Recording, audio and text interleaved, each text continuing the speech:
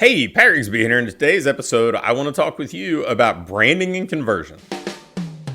Welcome to the Fitness Business School podcast, the show for fitness business owners who want to grow their income, increase their impact, and improve their lifestyle.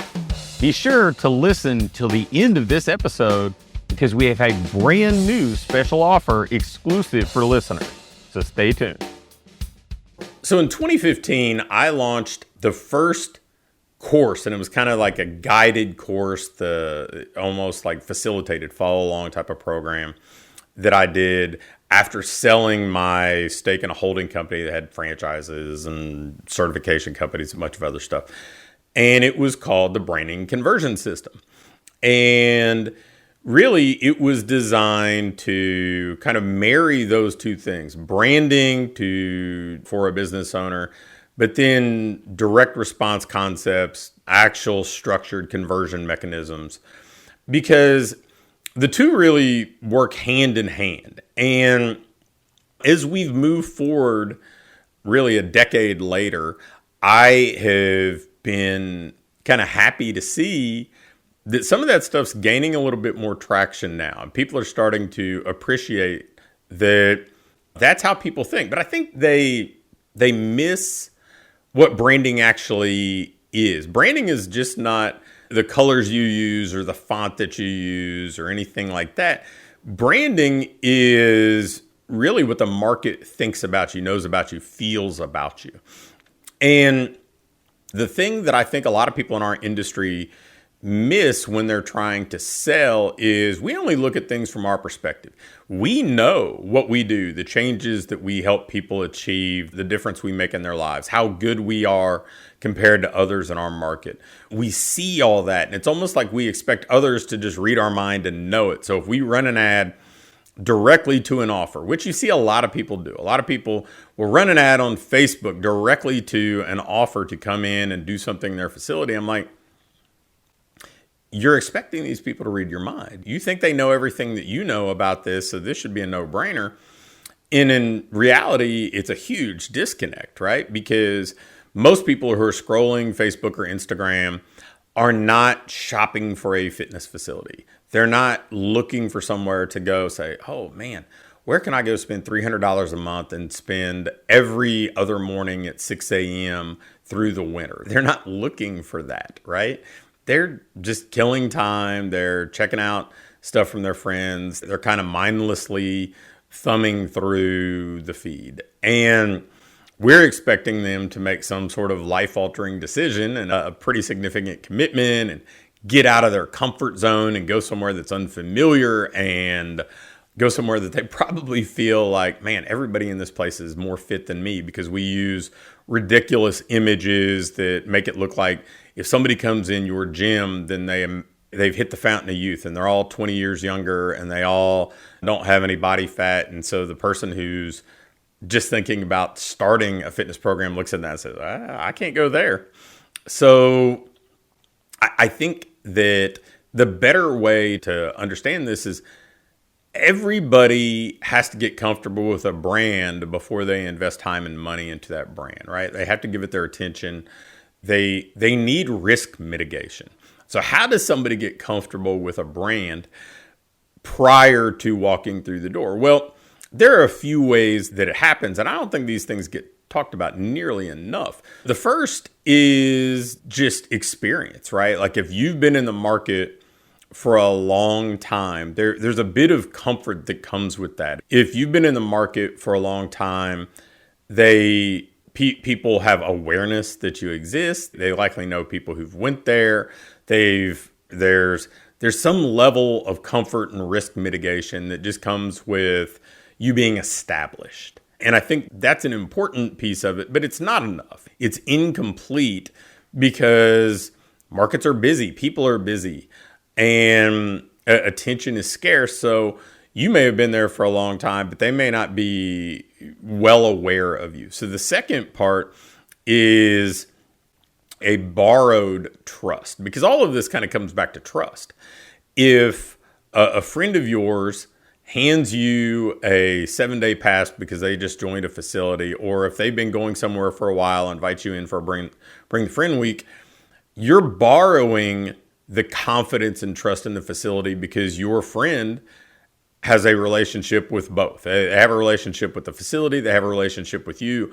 And if they think this is good for you, and if they think you would fit in there, well, if they're a genuine friend, then you kind of trust that they're not going to lead you astray. So there's this borrowed trust, and there's also this comfort in saying, well, I'm not going to go in here blind. I know at least one person, and I can kind of latch on to them until I'm comfortable, right? Or maybe if they're comfortable there and they can do it, then maybe I have some confidence that I could be comfortable and I could do it as well. So there's that borrowed trust. And then there's the work that we do to make a prospect brand aware before they're ever really pulled in for the next step in commitment. And this was something I picked up. There was a guy in a mastermind group that I was in that has done really well. He's the CEO of a publicly traded company now, but he had built several successful businesses, really successful businesses. And he went back and looked at the people who had made purchases in his business over some period of time.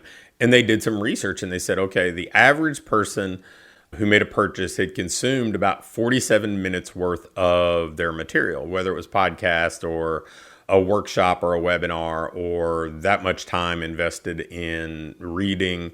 And those people had really had some level of obviously brand awareness and comfort with him before they made a purchase. And if you think about that, it makes all the sense in the world, right? If you kind of binge a few podcasts, whether it's this podcast or a different one, you start to gain some comfort with the host, right? Like you start to feel like, okay, I know this person, I know what they're about, and you like them or dislike them. Now, obviously, the people who didn't make a move to work with this business owner, they may have listened to the same amount of podcast episodes, they may have read the same amount of stuff, and they may have said, well, I'm kind of dissuaded from doing something, right? They may have said, this isn't for me. But it doesn't really matter, right? Like they're informed enough to make a decision.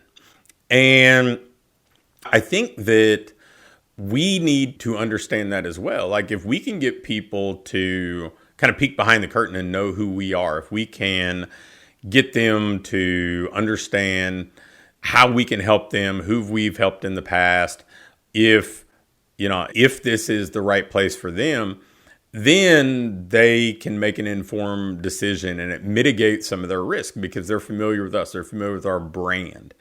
And if we're doing this, instead of just basically kind of jumping ahead and saying, well, this person either comes in for a consultation or they're a tire kicker.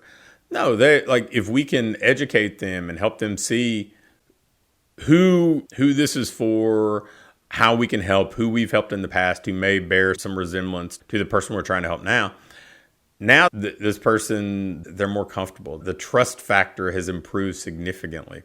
So if you're not going out there and trying to create more trust with prospects through putting out really good, unique content that speaks specifically about your business, if you're not doing stuff that allows your clients to introduce the other people in their lives to you so you can kind of leverage that borrowed trust, you really should.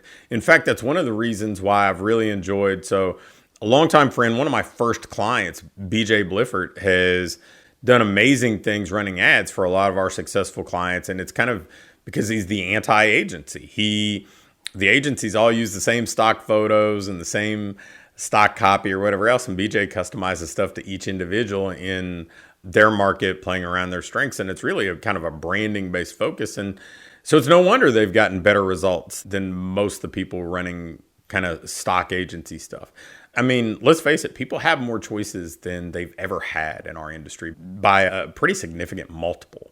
There are options almost on every corner. I know within like a 2 or 3 mile radius from me, there are easily a dozen training-based facilities somebody could go to, not counting the Planet Fitnesses. And with that choice comes more responsibility for the consumer, because they're uninformed. They don't know. This is not their area of expertise. We may sit back here and say, well, why would they choose this other person and not us? Well, because they have a full life with other areas of expertise and other responsibilities. They're not supposed to be an expert in this. So we can give them things that help them make a better decision, that help them find the right solution for them. And if we're doing it the right way, a lot of times that's going to be us. Thanks for listening to this episode of the Fitness Business School. Before you go, I have a quick announcement. One of the things that we've been doing with our current clients is taking them through this ideal business diagnostic. And really what it is this checklist that allows you to pinpoint exactly what your business needs next so you can keep improving, keep growing, and build a business that you love to own. One that pays you well, one that allows you to have the impact you want to have, and one that allows you to have a lifestyle that you truly enjoy. In this diagnostic, we walk through everything and we do an evaluation and can instantly pinpoint what you need to do next to build that business that you want.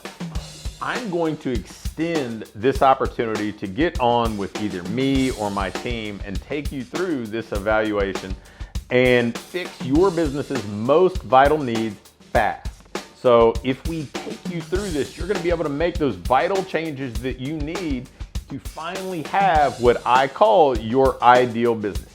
If you'd be interested in going through this entirely free, risk-free diagnostic with us and learn what you already have in place, what you're doing well, and where your greatest opportunities for rapid improvement are, just shoot me an email with diagnostic in the subject line to pat@patrigsby.com.